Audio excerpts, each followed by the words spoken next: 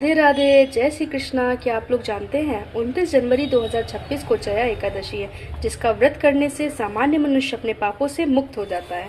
जी हाँ, माघ मास के शुक्ल पक्ष की जया एकादशी इस साल 29 जनवरी को मनाई जाएगी।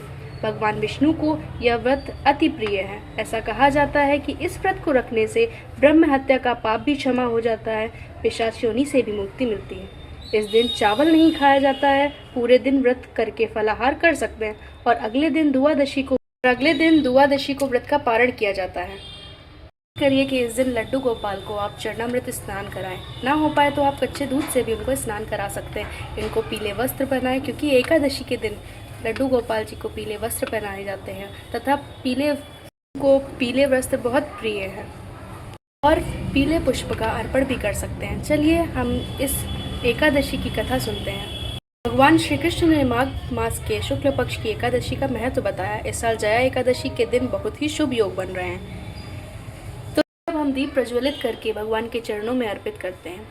अर्जुन ने भगवान श्री कृष्ण से कहा कि हे भगवान, अब कृपा कर मुझे माघ माह की शुक्ल पक्ष की एकादशी का क्या महत्व है, विस्तार पूर्वक बताइए।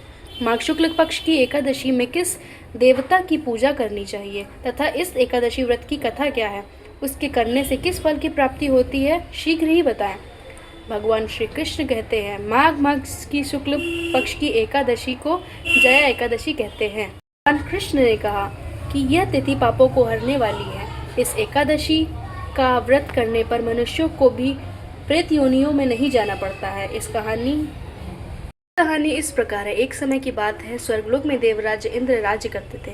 देवगण पारिजात वृक्षों से भरे हुए नंदन वन में एक बार अप्सराओं के साथ घूम रहे थे।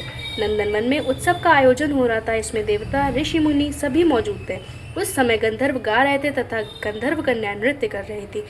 इंद्र गंधर्वों के नृत्य को आनंद ले रहे थे। उसमें गंधर्व गान कर रहे थे, जिनमें पुष्पदंत, चित्रसेन और उसका पुत्र ये 3 मुख्य कलाकार थे। चित्रसेन की पत्नी का नाम मालिनी था। मालिनी से एक कन्या उत्पन्न हुई थी जो पुष्पवंती के नाम से विख्यात थी। पुष्पदंत गंधर्व के एक पुत्र था, जिसमें लोग माल्यवान कहते थे।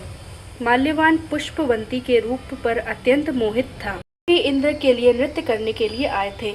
इन दोनों को गान हो रहा था। इनके साथ अप्सराएं भी थी। परस्पर अनुराग के कारण ये दोनों मोह में बह गए। एक दूसरे में खोने के कारण वे शुद्ध गान न गा सके। कभी ताल भंग हो जाता, कभी गीत बंद हो जाता। इंद्र ने इस पर विचार किया और इसमें अपना अपमान समझ के वे क्रोधित हो गए। इंद्र ने दोनों को शाप दिया और कहा कि ओ मूर्खों, तुम दोनों को धिक्कार है, क्योंकि तुमने संगीत जैसी पवित्र साधना का तो अपमान किया ही है, साथ में यहाँ सभा में उपस्थित गुरुजनों का भी अपमान किया है। इंद्र भगवान के शाप के प्रभाव से दोनों पृथ्वी पर हिमालय पर्वत के जंगल में पिशाची जीवन व्यतीत करने लगे। एक दिन पिशाच ने अपनी पत्नी पिशाची से कहा कि हमने कौन से पाप किया है जिससे यह पिशाच योनि प्राप्त हुई है। नरक की कष्ट अत्यंत भयंकर है तथा पिशाच योनि भी बहुत दुखी देने वाली है। देवयोग से उन्हें माघ मास की एकादशी तिथि प्राप्त हो गई। उस दिन उन दोनों ने सब प्रकार के आहार त्याग दिए, जलपान तक नहीं किया, जीव की हिंसा नहीं की, यहाँ तक कि फल भी नहीं खाया। इससे दुख होकर वे दोनों एक पीपल के पेड़ के पास बैठ गए। सूर्यास्त हो गया, उन्हें नींद नहीं आई। वे या कोई सुख भी नहीं पा सके। सूर्योदय हुआ, द्वादशी का दिन आया। उन पिशाचों के द्वारा जया के उत्तम व्रत का पालन हो गया। उन्होंने रात में जागरण भी किया। उस व्रत के प्रभाव से तथा भगवान विष्णु, पुष्पवती और माल्यवान अपने पूर्व रूप में आ गए। वे दोनों मनोहर रूप धारण करके विमान पर बैठ के स्वर्ग लोक में चले गए। यहाँ देवराज इंद्र सामने जाकर दोनों ने बड़ी ही प्रसन्नता के साथ उन्हें प्रणाम किया। माल्यवान बताया कि भगवान वासुदेव की कृपा और जया एकादशी के व्रत से हमारी पिशाचता दूर हो गई। इंद्र ने कहा कि तो अब तुम दोनों मेरे कहने पे सुधापन करो। जो लोग एकादशी व्रत में तत्पर और भगवान श्री कृष्ण के शरणागत होते हैं, वे हमारे भी पूजनीय हैं। भगवान श्री कृष्ण कहते हैं कि इसीलिए सभी का एकादशी व्रत करना चाहिए।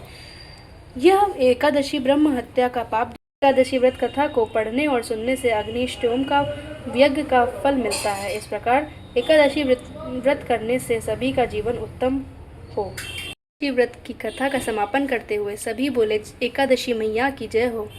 अब आप सभी आरती कर लीजिए और अगले दिन द्वादशी के दिन आप सभी समय पर पारण कर लीजिएगा। राधे राधे। और बताइए कौन कौन इस एकादशी व्रत, हमें कमेंट में बताइए कि कौन कौन यह एकादशी का व्रत रह रहा है। राधे राधे।